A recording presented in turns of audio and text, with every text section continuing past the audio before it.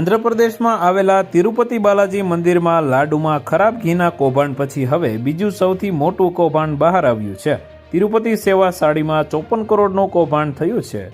આંધ્રપ્રદેશની VRS export અને તેની sister કંપનીઓનું Tirumala Tirupati દેવસ્થાનમ સાથે 2015થી સેવા સાડી પૂરી પાડવાનો કોન્ટ્રાક્ટ હતો।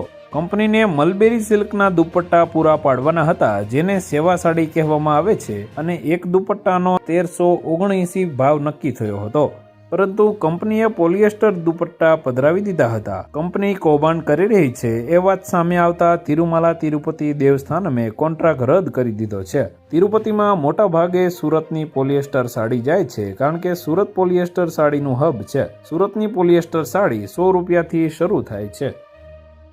તો વધુ માહિતી મેળવવા માટે ચેનલ સાથે જોડાયેલા રહો। વિડીયો પસંદ આવે તો લાઈક કરી દેજો। ચેનલમાં નવા છો તો સબસ્ક્રાઇબ કરી દેજો।